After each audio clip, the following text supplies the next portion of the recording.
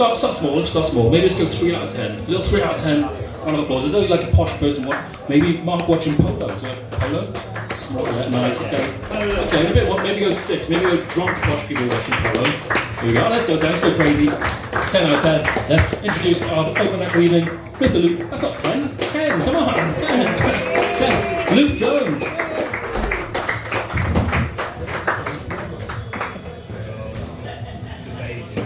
Hello, Llandaff. He said hello, Llandaff. That's better. Just going to introduce myself. My name's Luke. I'm 31 years of age and I'm from a small town in the South Wales Valleys called Aberdeen. Has anyone here been to Aberdeen? If you haven't, it's a lovely place. You should definitely come visit. If you have, shut the fuck up and try to boost tourism. But if I was to sum up Aberdeen in a sentence, has anyone heard the saying that in London you never more than 10 metres away from a rat? Well, in Aberdeen you never more than 10 metres away from a Turkish barber's, a charity shop, and a heroin addict. And I think that can be said for most towns in the South Wales Valleys. And it's actually a well-known fact that there's more Turkish barbers in the South Wales Valleys than Turkey. And I'm not going to say Aberdeen is outdated, but we have still got a quick save. And Blockbuster's only closed last Wednesday. But I haven't always lived in Aberdeen. Back in 2017 I was stuck in a little bit of a rut, so I thought I'm going to emigrate. I didn't know where to move to, but I had plenty of money saved in the bank, so I thought I'm going to put a map of the world on the wall, I'm going to throw a dart at it. Wherever in the world the dart lands, that's where I'll move to. So I threw the dart and it landed in Spain. I was absolutely buzzing. But unfortunately the dart bounced out and landed in a steaming pile of dog shit. So I moved to Wigan. And I was up there for 2 years and I enjoyed it for the most part. And I really enjoyed the night out in Wigan. But every time I go out, people would do a thick South Wales Valleys accent. And they'd ask me, can you say a long place name? And I'd say, of course I can. What kind of Welshman would I be if I couldn't say a long place name? They say, go on then. Swansea. But of course I can't find people and get go there up and over and say, no, go, go, go. Swansea was funnier. And I'd get asked that question so frequently, it came to a stage when I cut them off at can you and say yes, which is a little bit awkward if the question is, can you give my friend Dave a blowjob? And I'm committed now. I'll have to take one for the team. Well, you're down there, can you say a long place name? Oh, that's brilliant! But believe it or not, I wasn't up in Wigan just to do some sightseeing. I did have a full-time job as a security guard. Well, no one laughed at that. Okay. Which I still do now, just down in Wales. And I love the reaction I get when people ask me what I do for a living and I tell them I'm a security guard. And their faces light up. Ha, where to? Mother K. Piss off, Clive. We all know Mother K's gone bust. I love that job. I was bigger than some of the kids. And I had discount off my clothes. When people think of security guards, they think you've got to be a 6'4", 20 stone Jew said, but that's not the case. You just got to have the ability to think on your feet. Like for example, I was walking around once and I found an unattended package. So I acted quickly, I radioed the control room. I said, we need to get a manager down here, we've got an unattended package. So the manager comes down and he asks me, is it ticking? I said, no, I think it's beef. But you know what the fuck that's gonna do with anything, fucking idiot. A slow burner, that one. But I moved back home in 2019 and I moved back in with my mother until I met my missus in 2020. And I moved to a small town near Bridgend. It was absolutely a horrible place. I'm not going to name the place out of respect, but let's just say it was a huge mistake moving it. But I'm back in Aberdeen now with my missus and kids, and I've been with my missus now for 4 years. And the story of how we met is a really romantic one. It's a bit like a fairy tale. So we met on Tinder. And I've been telling my missus I was useless at dating, I had absolutely no luck with the ladies whatsoever. And I can only really put it down to one thing. They got a certain look about me. It's the kind of look that says I can't leave the house without the carer. I'm not afraid to admit I do look disabled. A lot of people think I am disabled. I'm not disabled, but although the other day I was in Tesco and I was busting for a shit.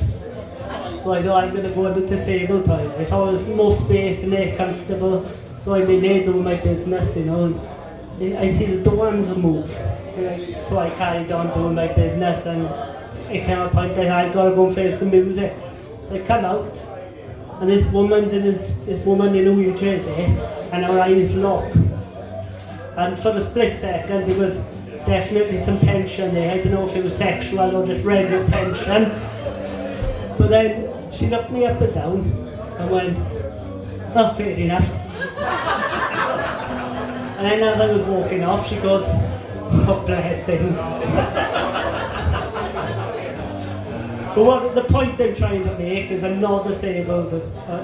But what I do have is a rare genetic condition, and it's called nail patella syndrome, which, if said incorrectly, just sounds like it got some kind of weird phobia of white chocolate spread.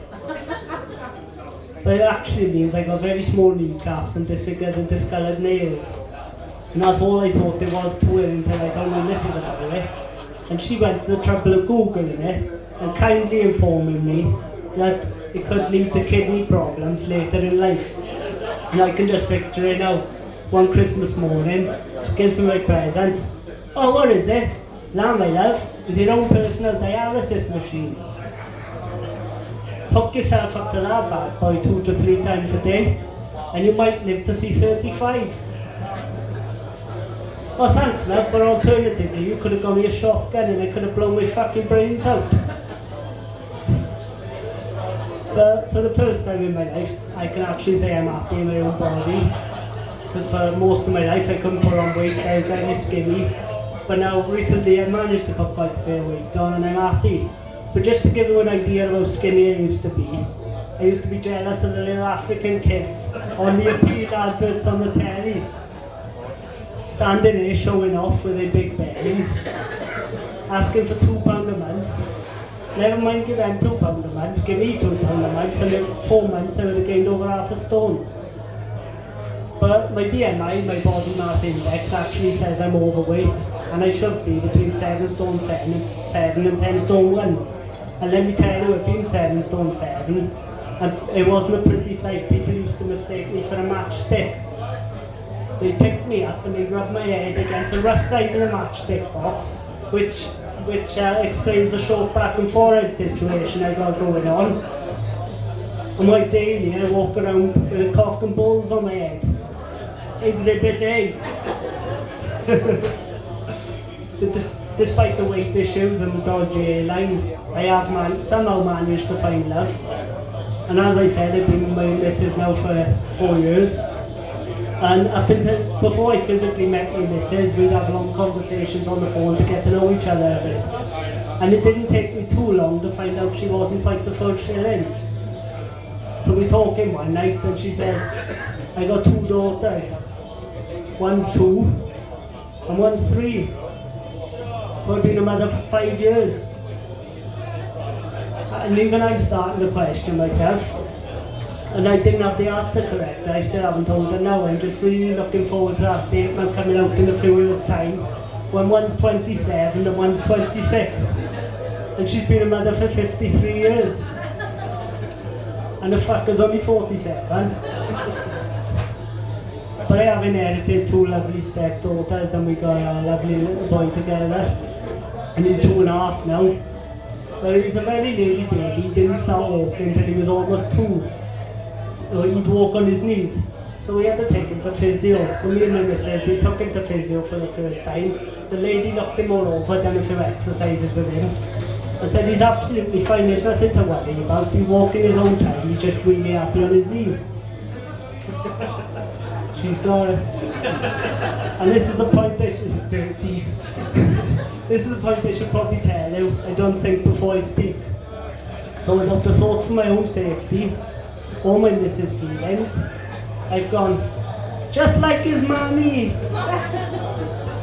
I was then banned from all future physio sessions, and I'm still sleeping in the shed to this day.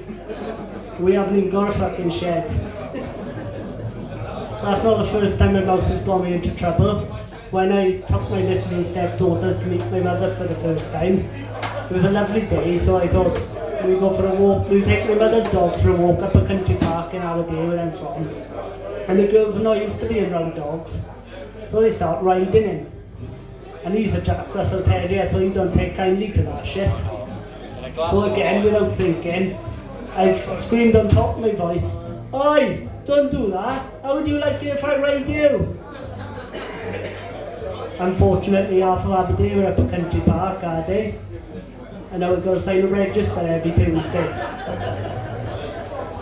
But I do love being a dad. But nothing prepares you for the sleepless nights, the crying and screaming in the middle of the night. And it's me who gets it in the neck. She's like, "Luke, shut the fuck up, you're going to wake the baby." And the other day she had the cheek of accusing me of favouritism towards my son. And I said, "That's a horrible thing to say, I've really hurt my feelings, I love them both equally." And she had the absolute audacity to say, "We got 3 kids, you prick." But we've all recently come back from our first family holiday abroad together in Mallorca. And it was my missus' first time flying at the grand old age of 27. So she was very nervous, and I knew she wasn't quite the full shilling before we went on this holiday. But she stepped it up a notch on this occasion. So we're on the plane and she asked me, "Does it go any higher than this?" Which is a fair enough question, if a plane was in the fucking sky. So we're still moving along the runway, and I probably should have reassured her. Obviously she was very nervous, but that's not my style.